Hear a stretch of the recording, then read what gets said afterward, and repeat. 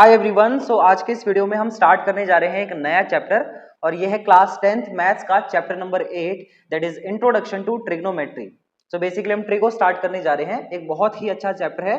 सारी चीजों को मैं आपको ढंग से समझाऊंगा, एक एक चीजों को समझना एंड फिर उसके बाद हम क्वेश्चंस भी इसके बनाएंगे।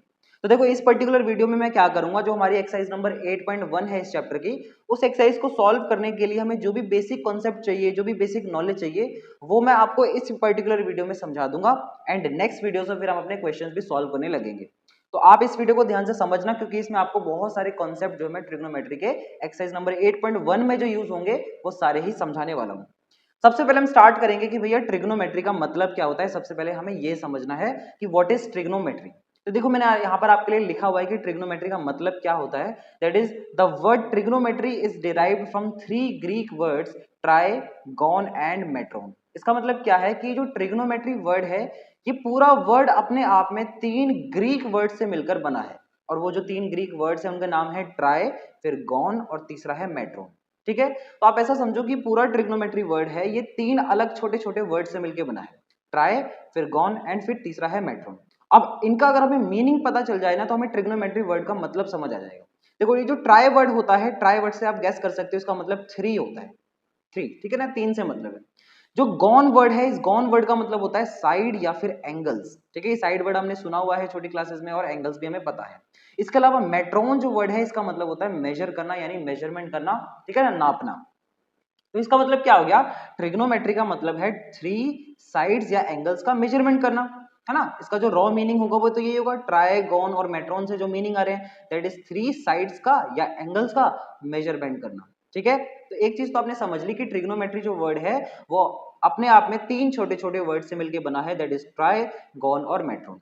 अब ध्यान से अगर आप इस डेफिनेशन को देखोगे कि ट्रिग्नोमेट्री वर्ड जो 3 अलग अलग वर्ड से आया है, इसमें 3 साइड या एंगल्स की बात कर रहा है। और आपने अगर ध्यान से पढ़ा होगा तो आपको पता होगा कि 3 साइड या एंगल्स जो है हम कौन सी फिगर के अंदर पढ़ते हैं। हमने बहुत सारी फिगर्स के बारे में पढ़ा होगा।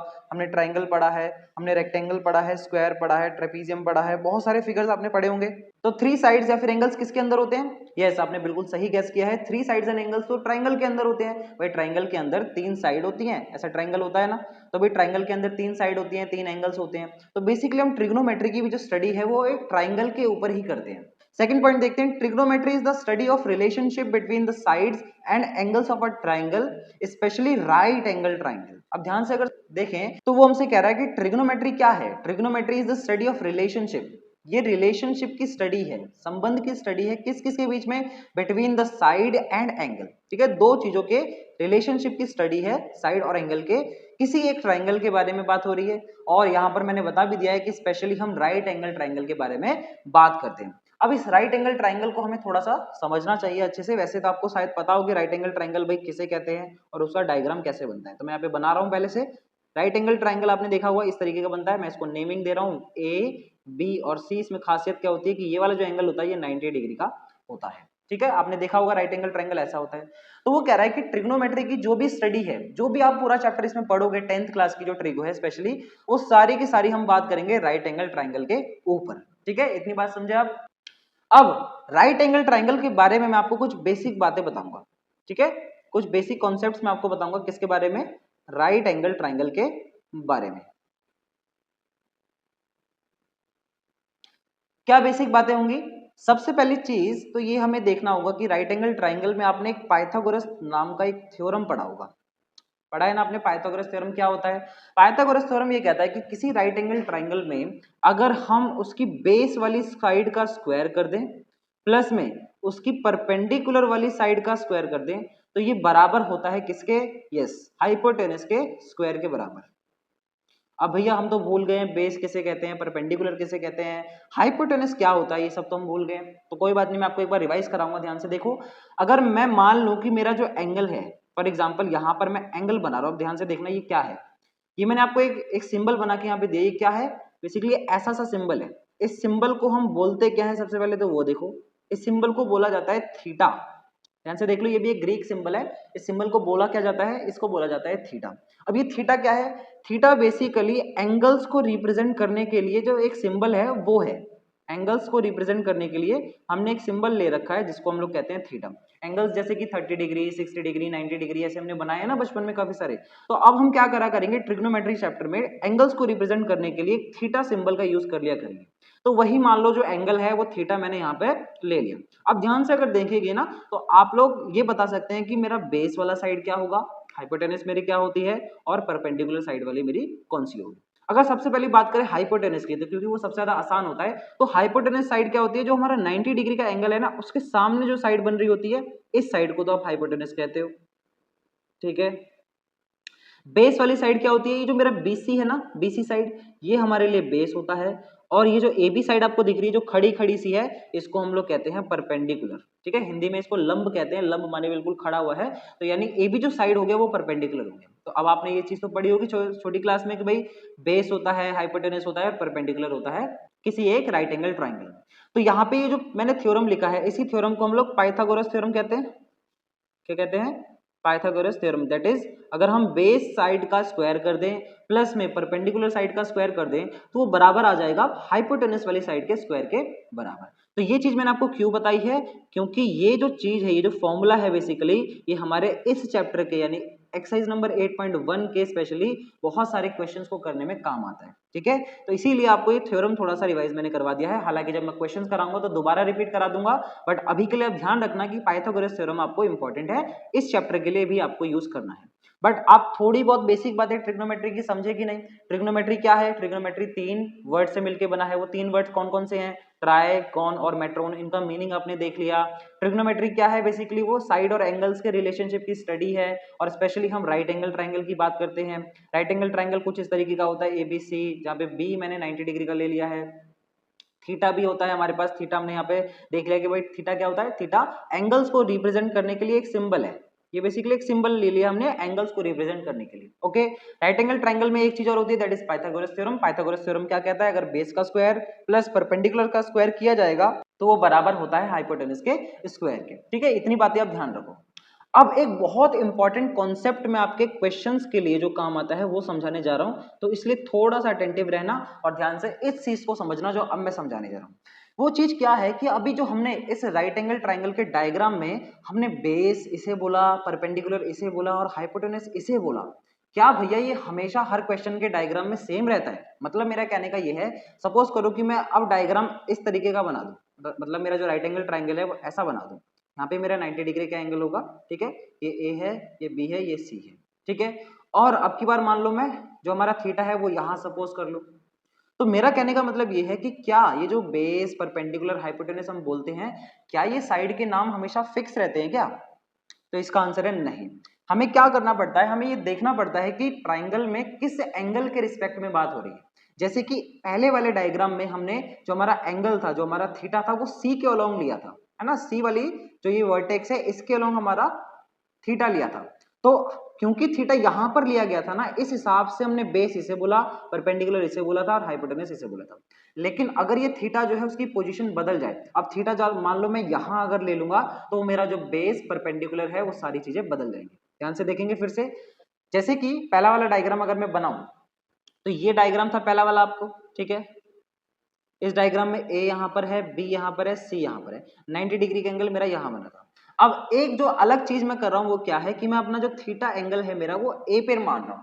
सपोज करते हैं कि हमारा जो क्वेश्चन है उसमें जो थीटा है वो ए पर है। अब अगर थीटा हमने ए पर माना है तो आपके लिए बेस कौन सी साइड होगी, ठीक है, परपेंडिकुलर हमारे लिए कौन सी साइड होगी, एंड ऐसे ही हाइपोटेनस कौन सी साइड होगी, ये पता लगाना बहुत जरूरी है। बच्चे यहाँ पर बहुत गलतियां करते हैं क्वेश्चन में, वो ऐसा सपोज करके चलते हैं कि भाई बेस, परपेंडिकुलर और हाइपोटेनस तो हमेशा फिक्स ही रहता है, लेकिन नहीं। अगर क्वेश्चन ने एंगल का नाम बदल दिया, अगर एंगल ए पर है तो अलग बेस, हाइपोटेनस, परपेंडिकुलर होगा, एंगल अगर सी पर बोल देता है यानी थीटा अगर सी पे बोल देता है तो फिर ये चीजें बदल जाती। अब ध्यान से समझेंगे, अगर मैंने थीटा ना यहां लिया है, ए पर लिया है, तो मेरे लिए बेस, परपेंडिकुलर और हाइपोटेनस क्या होगा।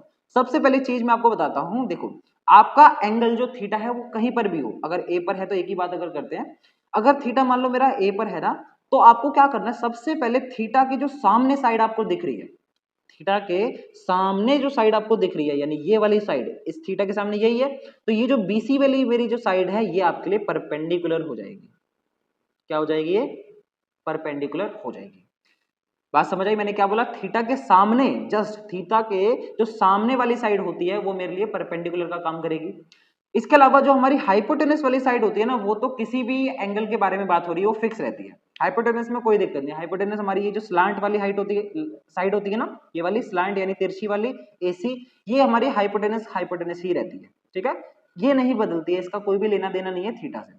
और आप देख पा रहे हो कि तीसरी साइड ये बची है और तीसरा नेम हमारे पास क्या है? बेस। ऑटोमेटिक सी बात है भाई, AB जो होगा वो हमारा बेस हो जाएगा। तो इसका मतलब क्या है कि थीटा के सामने वाली अपोजिट वाली जो साइड होती है वो परपेंडिकुलर है, जो स्लांट वाली साइड होती है वो हाइपोटेनस रहेगी हमेशा, जो तीसरी बची हुई साइड रहेगी वो हमारी बेस हो जाएगी, ठीक है। ये कॉन्सेप्ट आप समझे, ये बहुत इंपॉर्टेंट है। क्वेश्चंस में आप लोगों को मैं फिर भी रिवाइज कराऊंगा, लेकिन अभी आप लोगों को ये बहुत अच्छे से समझना है कि मैंने जो ये बात बताई है क्या ये आपको क्लियर हो रही है कि नहीं। हम परपेंडिकुलर, बेस और हाइपोटेनस को हमेशा फिक्स नहीं मानते हैं। अगर डायग्राम चेंज होगा, डायग्राम के अलॉन्ग एंगल की पोजीशन अगर बदलेगी, जैसे सपोज मैं एंगल यहां अगर मान लूंगा थीटा C पर, तो फिर मेरा बेस, परपेंडिकुलर, हाइपोटेनस बदल जाएगा, ठीक है। बेसिकली हाइपोटेनस तो नहीं बदलता, लेकिन यही दोनों बदलते हैं। हाइपोटेनस जैसे मैंने बोला पहले कि हाइपोटेनस तो भाई 90 डिग्री के सामने वाली जो साइड है ये फिक्स ही रहती है हमेशा, ठीक है। चाहे डायग्राम ऐसा वाला बन जाए या फिर डायग्राम जो है ऐसा वाला बन जाए, ओके। तो आप लोगों ने ये चीज समझी। तो ये फर्स्ट पेज के अंदर जो भी इंपॉर्टेंट बातें थी, ये सारी चीजें मैंने आपको बता दी हैं। अब इसके बाद आगे की कुछ चीजें भी हम समझने वाले हैं, ओके। तो इतनी बातें समझने के बाद अब हमारे पास नेक्स्ट चीज आती है, दैट इज ट्रिग्नोमेट्रिक रेशियोज क्या होते हैं। तो आप लोगों को ट्रिग्नोमेट्री के अंदर कुल 6 रेशियोज के बारे में पढ़ना होता है। सबसे पहले मैं वो सारे रेशियोज यहां पर लिख देता हूं, फिर इसको आपको एक एक करके एक्सप्लेन करूंगा बहुत ढंग से।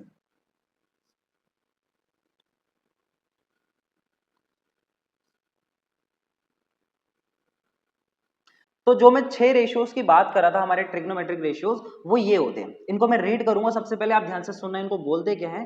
पहला ट्रिग्नोमेट्रिक रेशियोज हमारे पास होता है साइन थीटा, सेकंड होता है कॉस थीटा, फिर आता है टेन थीटा, फोर्थ होता है कोसेक थीटा, फिफ्थ होता है सेक थीटा, और लास्ट हमारे पास है कॉट थीटा। ये सारे के सारे हमारे रेशियोज हैं। रेशियोज आपने पढ़ा होगा, रेशियो क्या होता है भाई? ऐसा बटे की फॉर्म में जो लिखा होता है। तो इसका मतलब क्या है, ट्रिग्नोमेट्री के जो 6 रेशियोज हैं, इनके भी कुछ हमारे पास ना फॉर्मूले होते हैं। मतलब कि अगर हमें साइन थीटा की वैल्यू निकालनी है अगर क्वेश्चन में, तो उसके लिए एक रेशियो का फॉर्मूला है। ऐसे ही कॉस थीटा की अगर वैल्यू निकालनी है तो उसका भी एक फॉर्मूला होता है। टेन थीटा, कोसेक थीटा, हर एक ट्रिग्नोमेट्रिक रेशियो का फॉर्मूला होता है हमारे पास। वो फॉर्मूला क्या होता है वो सबसे पहले मैं यहाँ पर आपको लिख के बताता हूं।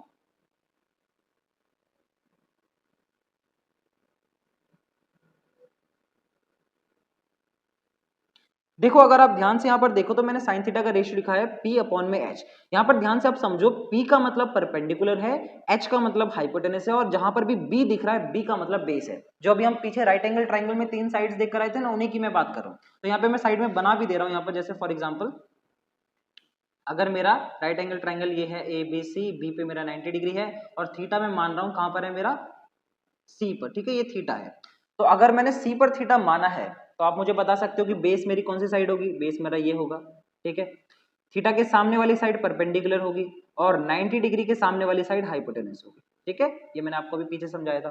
तो आपको क्या करना है, आपको sine theta, cos theta, tan theta, cosec, sec और कॉट थीटा, इन सबके रेशियोज ध्यान रखने हैं। देखो साइन थीटा का रेशियो होता है P अपॉन में H। मतलब राइट एंगल ट्राइंगल में परपेंडिकुलर की वैल्यू पता हो और हाइपोटेनस की वैल्यू पता हो, तो हमें साइन थीटा की वैल्यू मिल जाएगी। कॉस थीटा का रेशियो होता है base upon hypotenuse. Tan theta का रेशियो है perpendicular upon base. Cosec theta का होता है hypotenuse upon perpendicular. Sec theta का रेशियो है हाइपोटेनस अपॉन बेस, और कॉट थीटा का रेशियो है बेस अपॉन में परपेंडिकुलर। तो ये सारे रेशियोज हैं जो कि हमें क्वेश्चन सॉल्व करने के लिए काम आएंगे।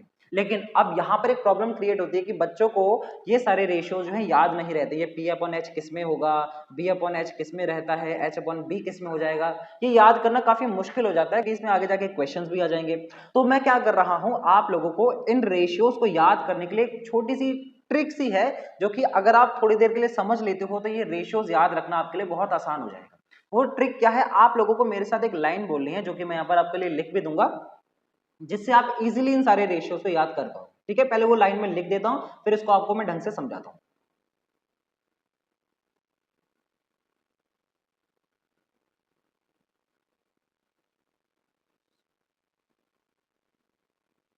देखो मैंने यहाँ पर एक लाइन लिखी है, थोड़ी सी फनी लग सकती है, ध्यान से सुनो।